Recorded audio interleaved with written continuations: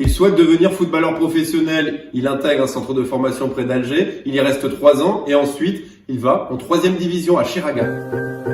Il se fait repérer par les dirigeants de Belouizdad. Il y va, montant du transfert 8 000 €. Il joue une trentaine de matchs, claque 19 buts, fait une finale de Coupe d'Algérie, perdue. Et bien on se souvient tous de son quadruplé face à la JS Kabylie. Qui fait un centre magnifique, un contrôle où Slimani ne se précipite pas.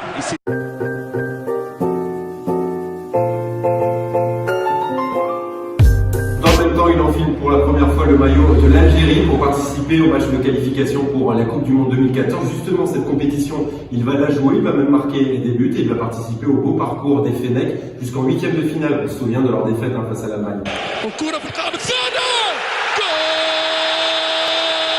Son rêve de jouer en Europe va se réaliser. En 2013, Nantes souhaite le recruter sous les conseils de Vaïd Halilovic. Finalement, ça va capoter. Même le président Kita va dénoncer son attitude. Slimani ne s'est pas présenté. Il a préféré rejoindre le Sporting Lisbonne. Montpellier souhaitait aussi le recruter. Le montant du transfert était trop élevé, 8 millions €. Bon, finalement, il se retrouve où ? Comme je vous l'ai dit, au Sporting Portugal. Il marque son premier but en Coupe du Portugal et en novembre 2013 en championnat face au Maritimo. Peu à peu, il devient titulaire. Il prend la place de Freddy Monteiro et il va accéder à la Ligue des Champions avec son club.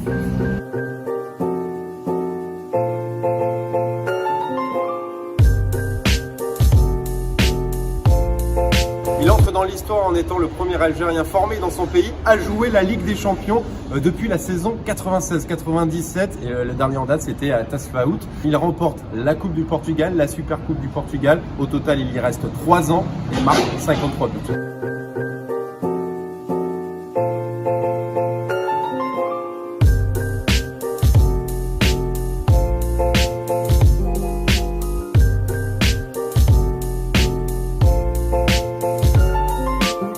C'est le moment de changer d'air. Le Sporting Portugal va le vendre à Leicester, montant du transfert 35 millions €. Et une superbe plus-value donc pour le club portugais puisqu'ils vont le vendre 100 fois son prix d'achat.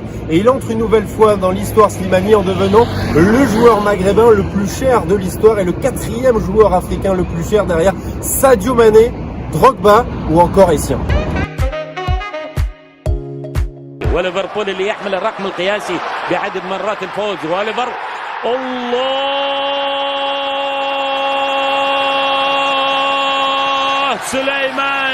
Il n'arrivera jamais à s'imposer en première ligue et il est barré par la concurrence à Vardy et Mahrez.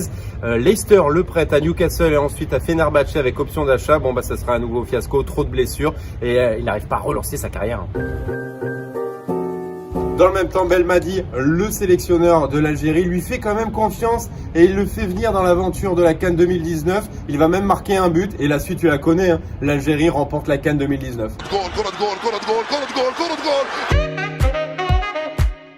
On pensait qu'il allait prendre sa retraite internationale. Non, il continue. On pensait qu'il allait rebondir au Qatar ou aux Émirats. Non, il a été prêté à Monaco par Leicester avec option d'achat, 10 millions €. Il affole les stats et il fait partie des 3 finalistes pour le titre de meilleur joueur de Ligue 1 au mois de septembre.